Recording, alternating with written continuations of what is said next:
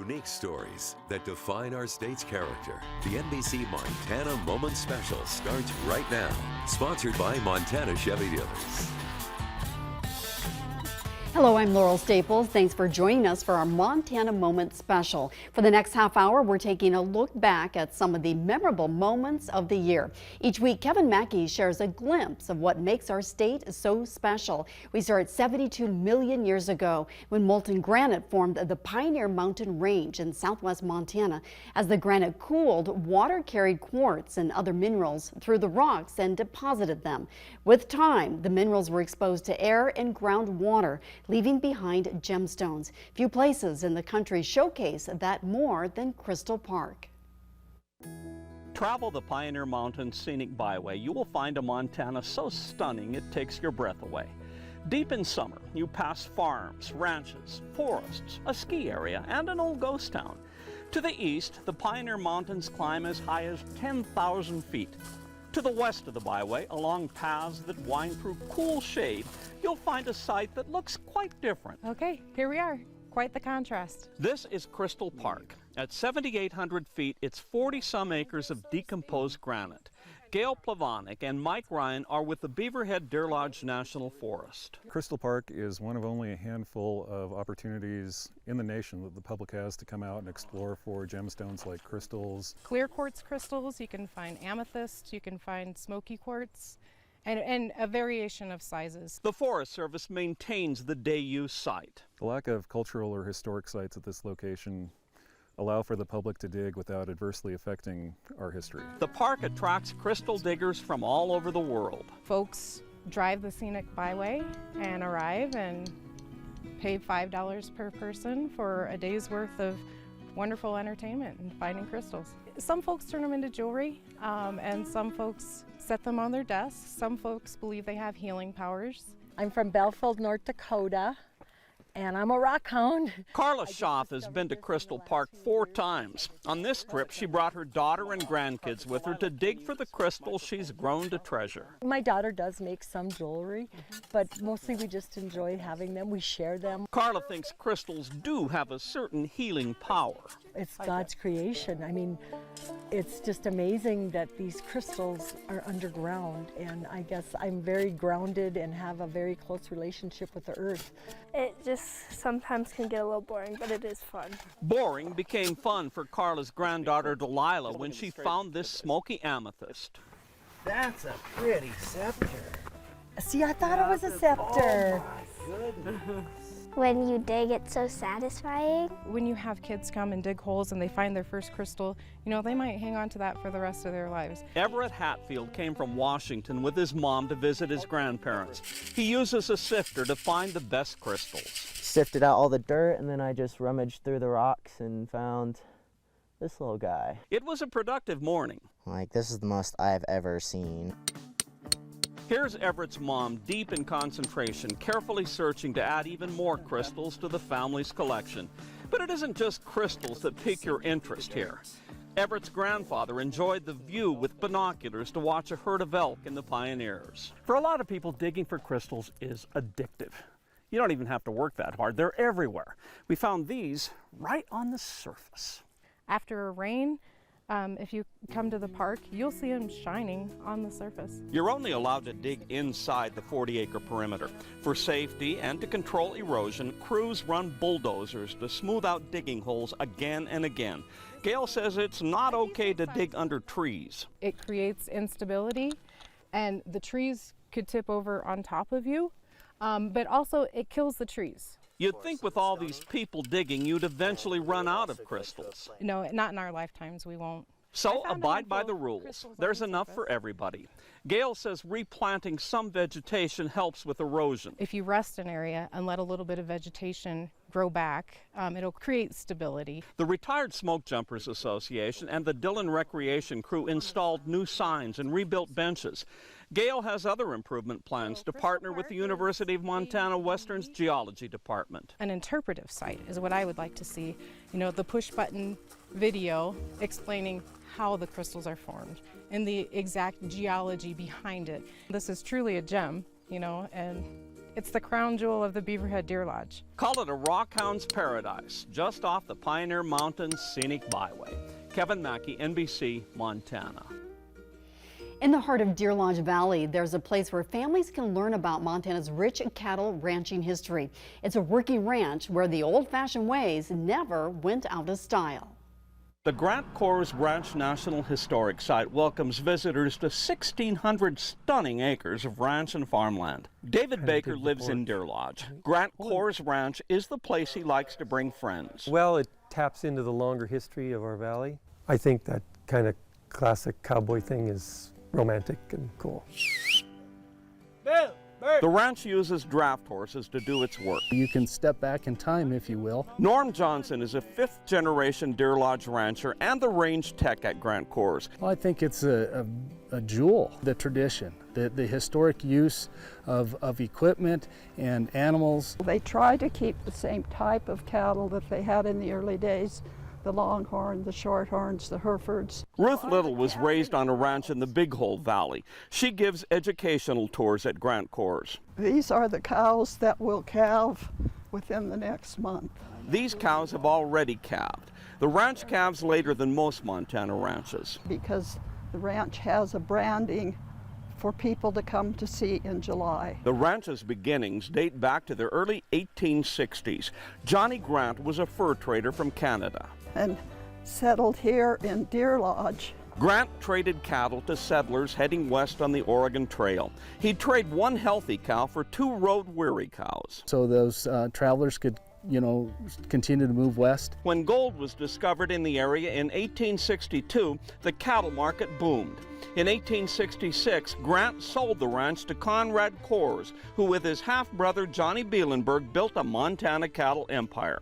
The ranch was about 20,000 acres at the time, plus the operation included several 100,000 acres in central and eastern Montana. This is kind of the home base for those operations where they raised the purebred animals to increase their production and quality of their cattle. Conrad Corrs' grandson, Conrad Corrs Warren, took over the ranch in the 1930s. He raised registered Herefords and expanded the Hereford cattle and the quality and sold not only statewide but nationwide. Con Corrs Warren sold the ranch to the National Park Service in 1972. The National Historic Site now attracts as many as 25,000 visitors a year. The early cattlemen found the Deer Lodge Valley attractive for the mountains that protected it from really severe weather, plus the abundance of water. Good lush grass for summers, and they could produce those high-quality cattle. There's this magnificent horse barn. Everything is authentic. They fed with horses, they hayed with horses. Here's the draft horse barn. It's filled with tack for the large draft horses. Norm loves the quiet of horses. You're more in tune with the nature. You don't have the rattle and clatter of that heavy machinery. This is the blacksmith shop. It's still used today. The main ranch house was built in the 1860s and added onto in the 1890s. The administrative building was once Con Warren's family's house. This is Bunkhouse Row, where the cowboys lived, ate, and slept. Here's where they keep the buggies and carriages. Notice the brand. The Lazy G Hanging K for Grant Corrs Ranch. In the fields, you will find a Montana original. The beaver slide, which was invented in the Big Hole in 1910 by Herb Armitage and Dave Stevens. My father, Jay Nelson, built 50 of those beaver slides in his lifetime. The Grant Corrs Ranch is one of the few ranches that still use the beaver slide to put hay up.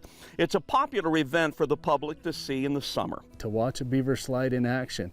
There are still some beaver slides used, but very few that are operated solely with all horsepower. Education tech Michael Williams takes us deeper into the ranch, where we pass irrigation ditches and jacklake fences. The train is a reminder on how essential the railroad was to shipping cattle in Montana. Here's a nature trail for people to enjoy. To be placed along the trail, Michael digs post holes to install pictures of native wildlife. And we'll have probably about 12 or 14 different critters that you can learn about. The Grant Corrs Ranch National Historic Site offers an education in wildlife, ranching, and Montana history. Kevin Maki, NBC, Montana. Coming up, we take a trip to Helena to see how one man is creating masterpieces from old trees, odd finds, and 100% Montana materials. Plus, a small, tight-knit community rose from the ashes after the fire of 1910 swept through. Now we take a tour of Montana's first and last town on the Idaho state line along Interstate 90 later on in our Montana Moment special.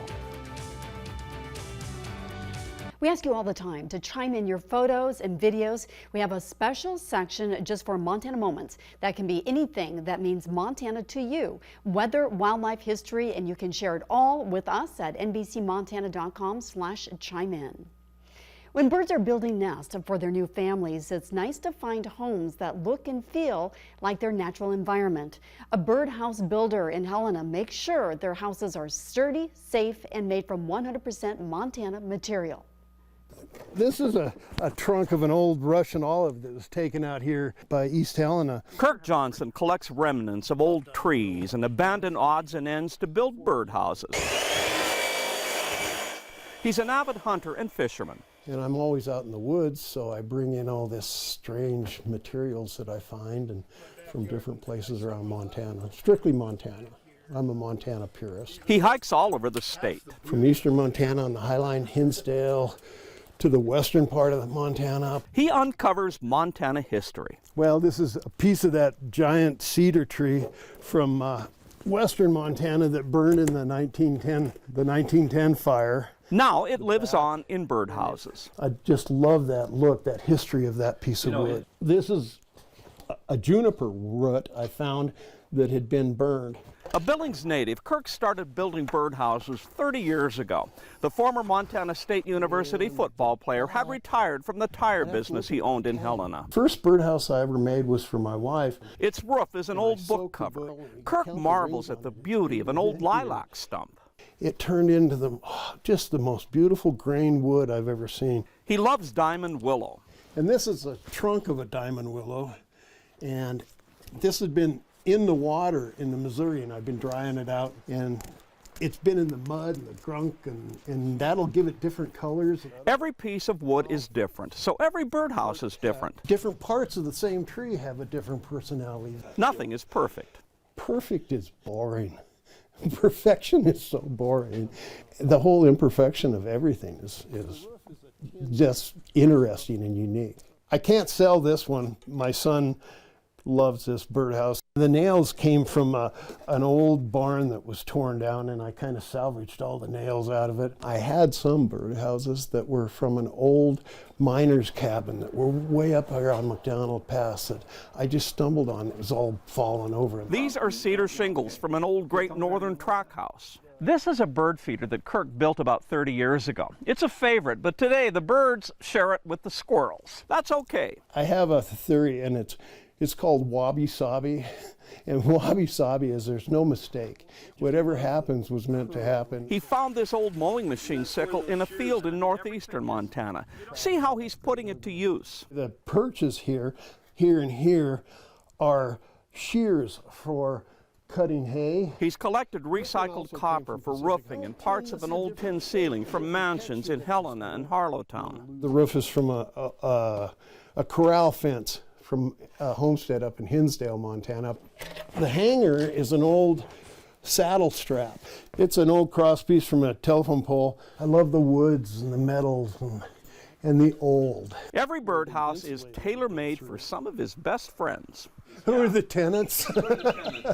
Oh, I love chickadees, wrens. He builds single-family homes and apartment buildings too. Birds and Beasley's in Helena sells a lot of Kirk's houses. They're all named. There's Ring of Fire and Little Joe. The roof is made from cedar shingles from an old Milk River homestead. The front is Missouri River driftwood. He says he never really knows how a birdhouse will turn out in the end. It might depend on what the wood wants. Oh, yeah, it really is. Hopefully, it kind of tells me what it looks like. Kirk says every piece has its own story, its own history, its own Montana moment. Kevin Maki, NBC, Montana. From flashlights and bear spray to fresh huckleberries, a small Montana town continues to draw a crowd at the story of the iconic local pit stop up next. Do you have an Echo device? If so, you can get severe weather alert updates and the latest news on your Amazon devices. Just say, Alexa, what's my flash briefing? But first, here's what you need to do. Download the Alexa app, go to settings, select flash briefing, and search for NBC Montana. Interstate 90 crosses the country from east to west, from Boston to Seattle. If you travel the freeway through Montana to Idaho, you may have made a stop in a tiny town strategic for its location. McKenna Danielson and Weston Duvakis are on a cross-country trip from Iowa. They just had to take a selfie recording their adventures from Montana into Idaho. Montana's got a lot of wildlife, a lot of beautiful scenery. And we were like, whoa, there's mountains there. We've never seen mountains before. 10 miles east, McKenna and Weston had just passed through a tiny town that's easy to miss. But on Interstate 90, the town named after Nez Perce leader Chief Saltese, the town of Saltese is a landmark. Saltese is the first and last place on Interstate 90, if you're going east or west. Terry and Dave Mangold own and operate Mangold's General Store and Motel in Saltese. You can't miss the signs that plaster the general store. It gives people an opportunity to read them and laugh and think about things. Mangold's is a popular spot for tourists traveling from or to the Idaho border. Yeah, it's a busy store. Just a good natural location. They sell everything from flashlights and bear spray to huckleberry products. Mike Kellum stopped to get snacks and to stretch his legs. Right now I have my boat and I'm traveling to Idaho. The Montana carpenter's going rafting with friends from Washington. I'm rowing the whole time, but to me that's fun. The Mangolds get a lot of rafters and anglers in the summer, skiers and snowmobilers in the winter. Their motel is full much of the time. Terry meets 1 million people. Wonderful people from all over the United States and from different countries. For a couple who takes care of people on vacation, the Mangolds don't take many vacations at all. It's pretty much 7 days a week, 365 days a year. That's okay with Terry. I just enjoy the beauty of Saltese. This time of year, the Mangolds cater to a lot of bicyclists. The famed Hiawatha Trail is just up the road. The store is used to giving directions to lost people. They should have turned off in Coeur d'Alene or St. Regis. Terry has all kinds of stories. They seen a bear for the first time and they came down to get a room because they were afraid of the bears. Terry knows the woods. Certain hunters that come, I make sure that they're back and they are pretty good about telling me. For some people living in the mountains, the store is an unofficial mail drop for packages. There's a few that live real remote, and they have them left here year-round. The latest census records Saltese with a population of 10, but Dave thinks it's probably somewhere in the 30s. On a Sunday afternoon, much of the town showed up at Mangold's. It's always a gathering place. I don't know, I got a handful of good friends. Terry and Dave moved to Saltese 38 years ago and opened the gas station you see behind Terry. Which we bought and ran until the EPA requirements changed, and then we had to shut it down. There isn't a gas station in Saltese anymore. Tourists always have questions. Where's the closest gas? That's probably number one. After the gas station, the Mangolds bought the store and motel. Eventually, they would buy most of the town. Down the street is Dave's shop. It was a maintenance building for the Department of Highways. They bought the old Saltese Elementary Schoolhouse. Terry and Dave's son went to school here before it closed. Because we didn't have 10 kids, so we had 9 and they wouldn't let us open. They acquired the teacherage too. We've got property from here to almost to the Montana Bar. They don't own the old Montana Bar, but it is in the bar that you'll find a photographic library of Saltese history. The Great Burn of 1910 swept through millions of acres of Montana and Idaho forest lands. It hit Saltese hard. Everything burnt to the ground. But it didn't take long for the community to rebuild.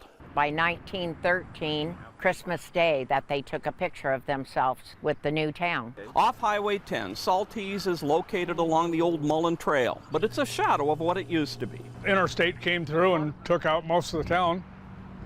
Most of the town consisted about where the interstate is right now. As you drive the interstate, you might think about what used to be, and in many ways still is. We have a great community here. Anybody needs a hand, everybody's there. It's Saltese, the first and last town heading west or east off I-90. Kevin Maki, NBC, Montana. If you want to watch this story again, or if you missed one of my previous stories, you can watch every Montana Moment in a special segment on our website at nbcmontana.com.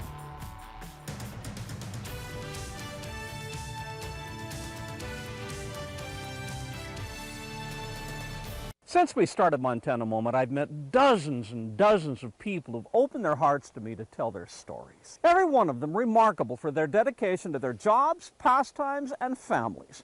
I thank them, and so many, many more. Special thanks to my NBC Montana family who make the real Montana Moments happen, and to Montana Chevy dealers for sponsoring them. Our staff is always working for you, telling you your unique stories about the Treasure State, its history, and its great people. If you have a story idea, let us know at nbcmontana.com. Until next time, be safe, stay healthy, and keep making Montana Moments. Thanks for joining us for our Montana Moments special. You can catch Kevin Maki and his Montana Moments Sundays at 10 p.m. right here on NBC Montana.